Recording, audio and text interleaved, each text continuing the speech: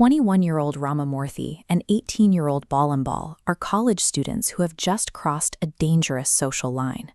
They fled their families in Nagarkoil to find a few days of absolute privacy in a cheap hotel room. For young runaways, anonymous transit hubs offer no protection. Stepping into a strange city instantly strips away their domestic safety net, leaving them exposed to anyone who recognizes their displacement. They traveled under the weight of extreme social pressure. They intend to marry, and in a world where a hint of premarital scandal guarantees total domestic ruin, they are fiercely guarding their innocence until the ceremony. Inside that room, Ramamurthy leans over the bed and gives Balambal a single kiss on the stomach. It is a quiet, private gesture, a shared promise of the life they hope to build.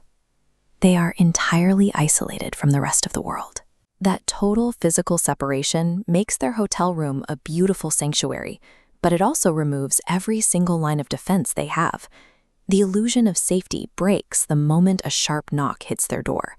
A man named Sacharia stands on the other side, identifying himself as an officer with the Criminal Investigation Department. By claiming legal authority, Sacharia targets their specific dread of being exposed. This institutional threat forces the couple to choose between their personal safety and the preservation of their family's honor. In seconds, Ramamurthy and Balambal are dragged from an intimate romance into a public interrogation. Watching this happen from the shadows of the hallway is our narrator. He is Zachariah's friend, and he knows with absolute certainty that the people inside are innocent students, not the criminal Sacharia is pretending to arrest. He watches the young man tremble. Internally, a distinct bubble of sympathy bursts in his chest. He feels their terror, and yet he physically refuses to move. Sacharia provides the threat, but the bystander's physical stillness ensures the door stays closed. Sacharia begins a systematic dismantling of their defense. He rejects every truthful answer they give, overriding Ramamurthy's statements by enforcing a narrative that Balambal is a prostitute. Ramamurthy's voice finally cracks. He begs for mercy, telling the men he comes from a poor family and cannot survive the financial or social ruin of a scandal. Sacharia uses that economic vulnerability as leverage.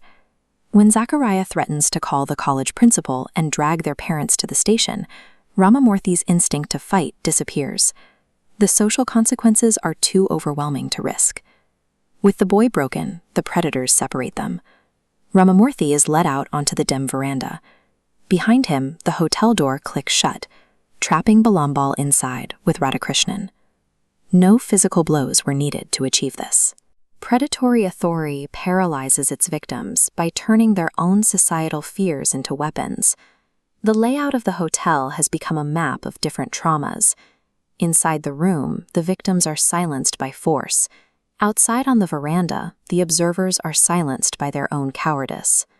From inside the room, the sounds bleed through the walls, the scrape of a stool overturning, the tearing of fabric, a glass shattering, and beneath it all, the muffled, dying screams of a teenager fighting for her life. Outside on the veranda, Ramamurthy sits slumped against a low wall. His eyes are squeezed tightly shut as he weeps silently, utterly broken by his own impotence. A few feet away stands the narrator. As the assault continues, he experiences a severe psychological reaction, the feeling of a phantom knife slicing slowly down his own body. Despite this internal agony, he stands rigidly in the hallway.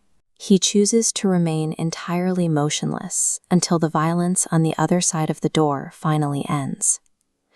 While absolute helplessness traps the victims, the bystander's silence is a conscious choice that protects the men committing the crime. The predators depart, leaving the narrator to finally enter the destroyed room. He sees the aftermath through the lens of his own guilt. Balambal sits in a chair, her clothes torn and her back marked with blood. When he lifts her chin, he sees hollow eyes completely drained of emotion. The tears have stopped. Her face is effectively dead. This is the woman who arrived at the hotel barely hours ago. The girl who had proudly stepped off a train to plan a future has now been entirely erased. He looks at the mattress on the floor. On the crumpled sheets is a small circle of blood, the physical proof of her stolen innocence, and the death of their promised marriage. Internally, his mind whispers a plea. Anyati, mapu, little sister, forgive me. But outwardly, he drops his hand, turns away from her, and walks out. Outside, Sacharia asks how it went. The narrator offers his hand to the man who just committed the assault. By answering good, he chooses the safety of a lie over the exposure of the truth. Violent predators inflict the initial wounds, but the profound, cowardly stillness of the bystander is what permanently seals the victims in their graveyard.